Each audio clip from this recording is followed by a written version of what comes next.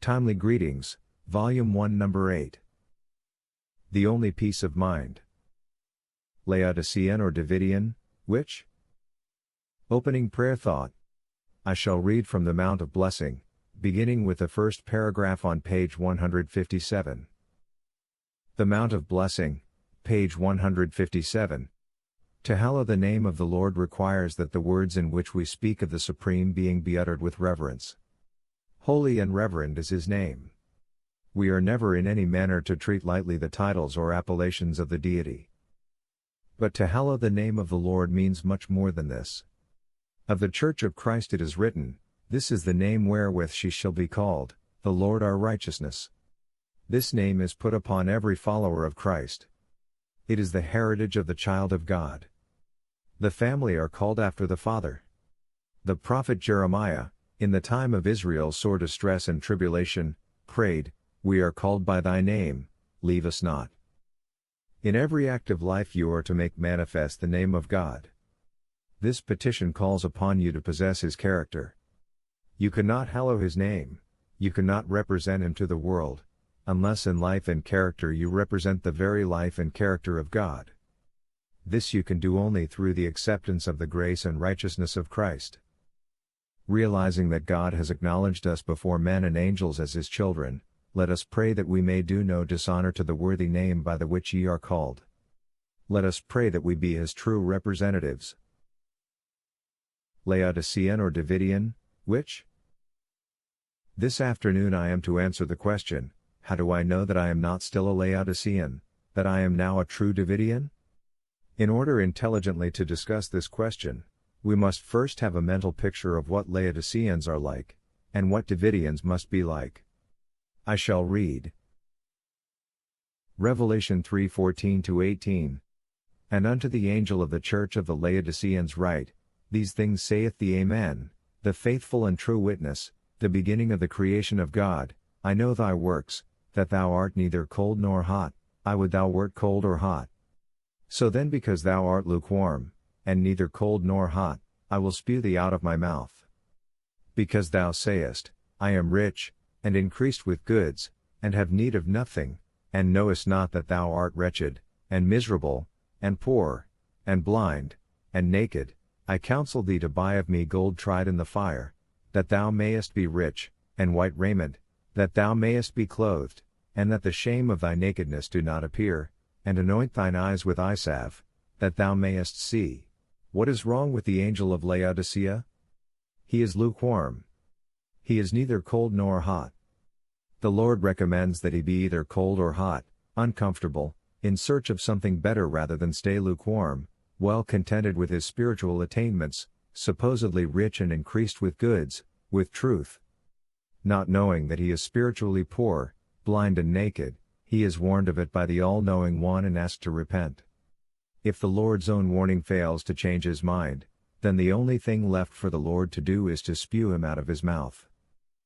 By the words, I am rich, and increased with goods, the angel of Laodicea is saying that he has good understanding of the Bible and has the testimonies for the church, and that these make him rich. And that in addition to these, he has other denominational publications, his increase. He thus deceives himself that he has the whole truth to carry him right on through the pearly gates, that he needs nothing more. The Lord's counsel, however, that he buy of him gold that is tried in the fire so that he may be rich, unveils the fact that the Laodiceans' riches are not pure gold, and that their so-called increase is not an increase of truth, but worthless, uninspired interpretations not tried in the fire. The angel of Laodicea is naked, too. He has not the wedding garment on, he has not the righteousness of Christ. And his being naked, not having on any clothes, denotes that he has no righteousness save his own, the righteousness with which he was born, his bare skin. Moreover, he is spiritually blind. And that for his ailment the Lord's eye salve is the only remedy. If he would but take the Lord's counsel and apply the salve to his ailing eyes, he could then see. What is represented by the salve? First let us see what makes a man spiritually blind. The one who knows even the number of hairs on our heads, points out that if the light that is in thee be darkness, how great is that darkness? Matthew 6:23. If negligence of making proper use of spiritual light makes the offender blind, then something having power to arouse in him zeal to discover his true condition, is his only remedy. Only such an eye salve can possibly open his eyes. Let me concretely illustrate. Individuals often write to the office saying, "I heard so much against the shepherd's rod, and what I heard made me unmercifully prejudiced.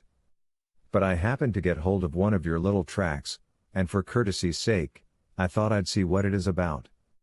But as I read a few pages of it, and as my eyes began to open, I read the whole tract. I am now anxious to read the rest of your books. Will you please send me whatever reading matter you can?" Another such providential incident came to our attention from faraway China. I picked up half of your booklet, tract number 13, on the street, and my wife a few days later picked up the other half beside the curb of the same drive. I pieced them together, and got your address. I am deeply interested in all it contains, and am anxiously waiting to hear from you. Could you tell me everything that will help me find my joy? These truth-searching brethren obviously represent those who can be pried out of their Laodiceanism. Their experiences well illustrate that the salve represents inspiration's timely truth. Now let me tell you of another class of individuals from whom I often hear. Listen to what they say: "Please keep your rod to yourself, take my name from your mailing list. I am not in the least interested in what you are doing. Your booklets go into the fire just as soon as they come. I never read them and I never will, no, not a line. I am satisfied, lukewarm, with my religion. I belong to the true remnant church and I expect to go with it. How dare you try to deceive me?"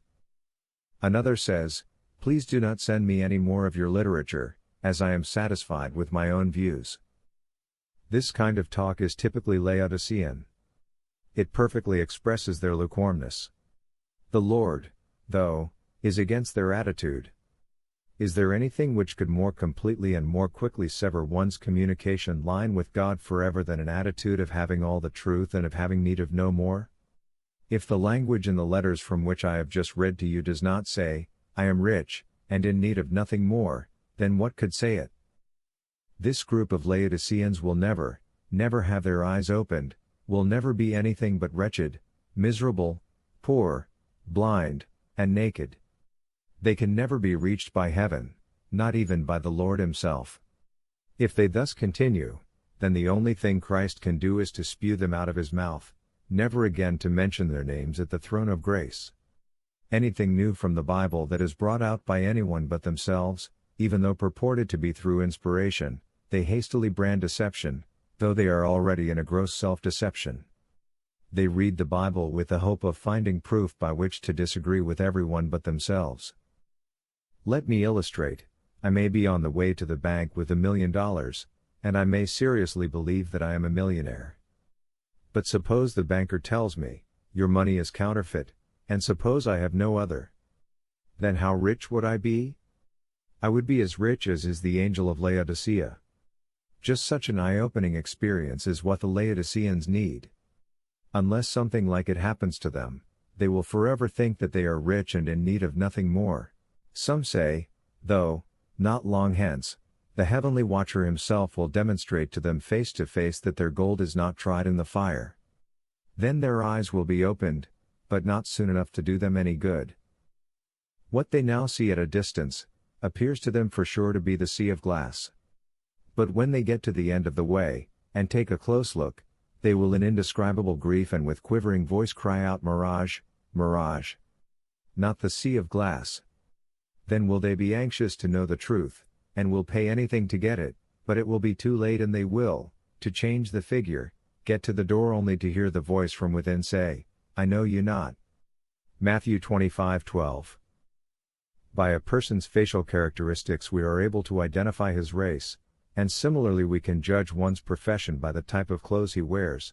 If a person wears fine clothes and is not decked with everything he can put on, we judge him to be a businessman. If he wears lower grade clothes and has on his body every trinket he can pin on, then we judge him to be a cheap sport. If he is clothed in overalls, we judge him to be a laborer. If he is dressed otherwise, we judge him to be a white-collar worker. But if he wears no clothes, then no one but God can tell what he is. Such is a Laodicean. Now, if the white garment represents Christ's righteousness, then if one has on no garment at all, is naked, then whose righteousness would he have? Self-righteousness, only the skin in which he was born. The Laodiceans' nakedness represents just that, but they know it not. In all respect, I realize this is saying much, but it is not saying too much, because it is the Lord who says it. He invites the Laodiceans to buy of him gold, the kind that is tried in the fire, inspired truth, so that they might be truly rich. He invites them to put on the wedding raiment, so that they be not cast into outer darkness, there to weep and to gnash their teeth. If they do not accept his invitation now, yes, now, their nakedness will be exposed and they thus put to shame. If you do the opposite of what the Laodiceans do, then of course you cannot still be a Laodicean. And it is just as easy to know whether you are a Davidian or not. To find out if you are a Davidian, you must first know what a Davidian is. Well, briefly stated, a Davidian is recognized by his garment, by the source from which he gets it, and by what he gives in exchange for it. The prophet Zechariah explains. Zechariah 3:1-4. And he showed me Joshua the high priest standing before the angel of the Lord, and Satan standing at his right hand to resist him. And the Lord said unto Satan, The Lord rebuke thee, O Satan, even the Lord that hath chosen Jerusalem rebuke thee. Is not this a brand plucked out of the fire? Now Joshua was clothed with filthy garments, and stood before the angel. And he answered and spake unto those that stood before him, saying, Take away the filthy garments from him. And unto him he said, Behold, I have caused thine iniquity to pass from thee, and I will clothe thee with change of raiment. The first one to be given the garment is Joshua, the high priest, the highest official in the church. If he has not the garment, then no one else has it either. From this we see that the genuine revival and reformation starts at the head, not at the feet, and that before one is given the right to put the garment on, his iniquity is taken away, he repents of his sins, and the Lord blots them out. Satan, though, is right there to resist and accuse him, but, thanks be to God that the Lord is also there to rebuke the enemy. Do you catch the lesson, brother, sister? While you are getting the garment you will have to meet strong opposition. But what of it? Is it too much to stand firmly for truth and righteousness when the majority forsake? And how else shall you become a hero for God? Read Matthew 5:10-12. The apostles and the prophets not only withstood opposition from their own brethren, but they even gladly died for their white garment. You, though, are not now asked to give up your life, but to save it. The tables are now reversed. The Lord will not permit you to be consumed by the flame. He is to rescue you as a brand plucked out of the fire. From this we see that the Joshua of today is having his filthy garments exchanged for white robes, for the righteousness of Christ. Verse 5. And I said, Let them set a fair mitre upon his head. So they set a fair mitre upon his head, and clothed him with garments. And the angel of the Lord stood by. Not only is he clothed in a white garment, but he is also crowned with a fair mitre. And what could such a mitre denote other than the authority vested in him as heaven's appointed ruler? As such he is clothed from his head to his feet, and the angel of the Lord stood by. What a gift! And what a bodyguard for one to have in a world such as ours!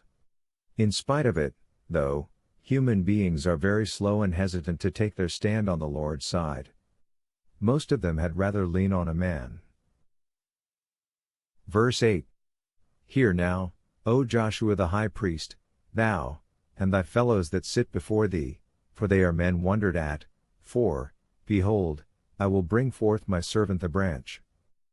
Not only Joshua, but also those who sit before him, the congregation, are admonished to hear this charge.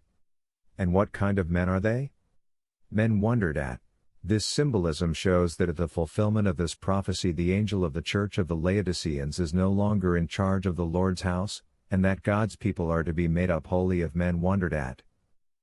Obviously, then, As a result of this revival and reformation within the Laodicean church, another church emerges of which Joshua is in charge, not the angel of Laodicea. In it there are to be neither tares, Matthew 13:30, bad fish, Matthew 13:47, 48, or goats, Matthew 25:32. The Laodicean, the seventh, is the last that is commingled with hypocrites, saints and sinners. Who is to bring this revival and reformation, this great change? The branch. And according to Isaiah 11:1-5, the branch is the Lord, the Son of David. We shall now read. Verse 9. For behold the stone that I have laid before Joshua, upon one stone shall be 7 eyes, behold, I will engrave the graving thereof, saith the Lord of hosts, and I will remove the iniquity of that land in one day. Those who sit before Joshua are men wondered at. As such they are depicted by the stone, church, or kingdom, that is in Joshua's sight. It has 7-eye perfect vision. When this purification of the church takes place, then the sin in the land is quickly removed, in one day. Here is seen genuine revival and reformation accompanied by the purification of the church. The Lord is to have a pure church and a clean people. Verse 10.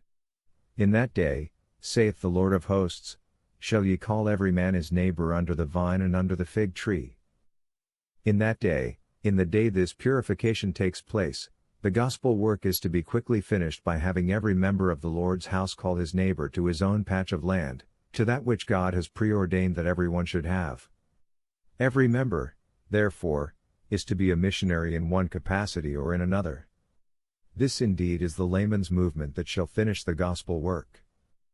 The statement, call every man his neighbor under the vine and under the fig tree, appears also in Micah 4. It teaches the same thing that Zechariah teaches. This subject, however, does not stop with Zechariah 3, it continues on. Zechariah 6:11. Then take silver and gold, and make crowns, and set them upon the head of Joshua the son of Josedech, the high priest. The angel is commanded to take silver and gold, and to make crowns, not one, but more than one. These are set upon Joshua's head. Verse 14. And the crown shall be to Helam, and to Tobijah, and to Jediah, and to Hen the son of Zephaniah, for a memorial in the temple of the Lord. Verse 14. Reveals that Joshua is to pass the crowns on to his helpers whom the Lord himself names. This is to be a memorial, an everlasting reminder in the temple of the Lord.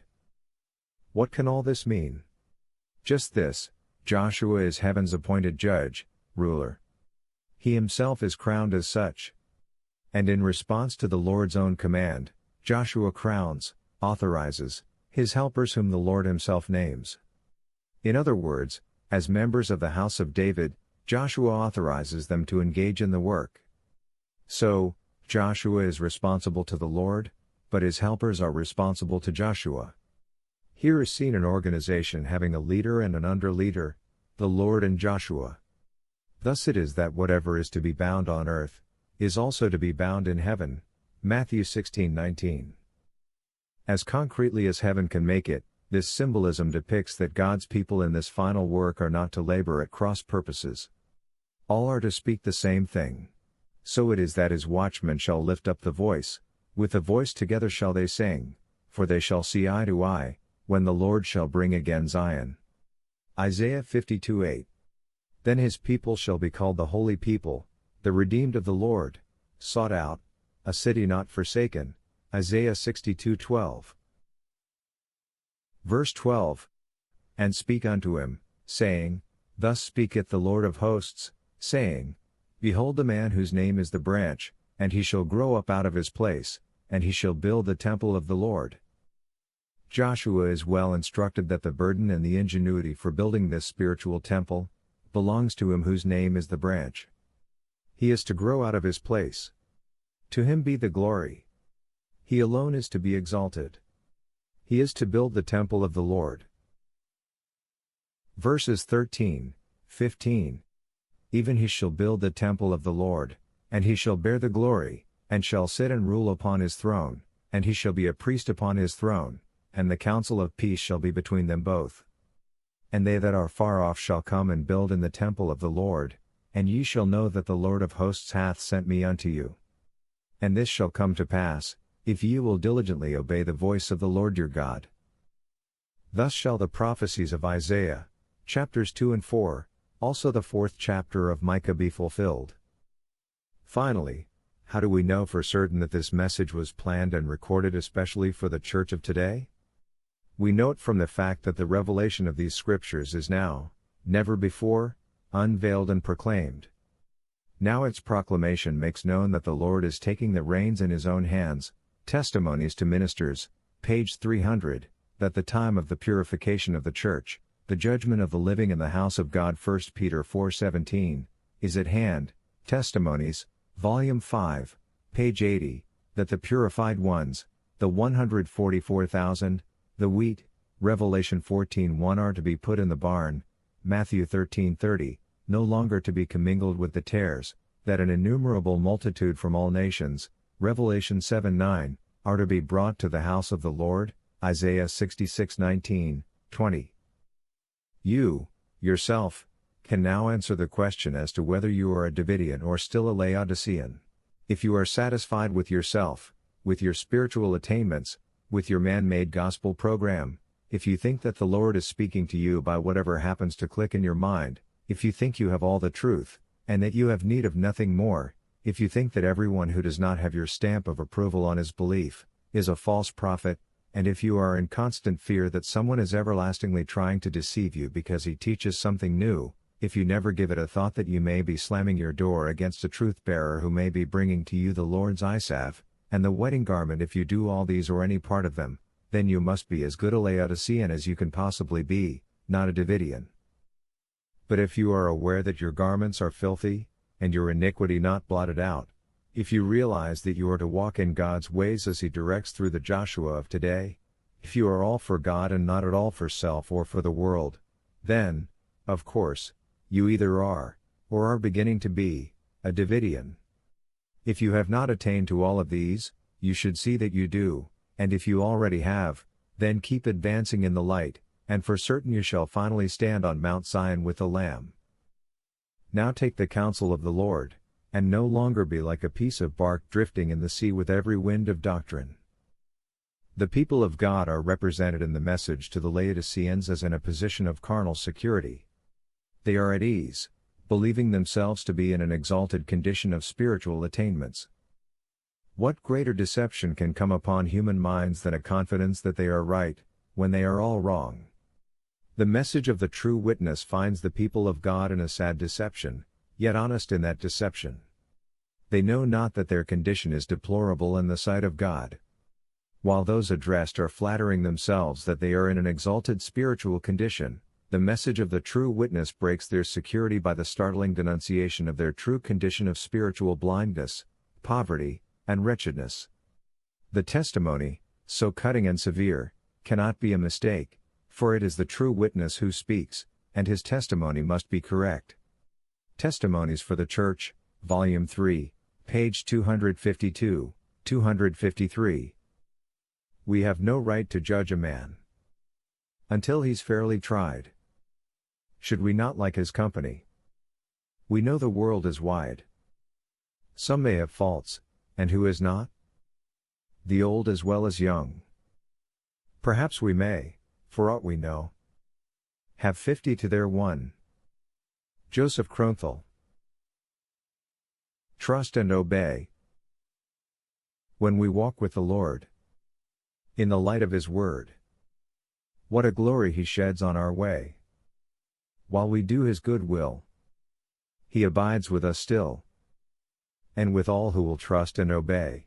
Not a burden we bear, not a sorrow we share, but our toil he doth richly repay. Not a grief nor a loss, not a frown nor a cross, but is blessed if we trust and obey.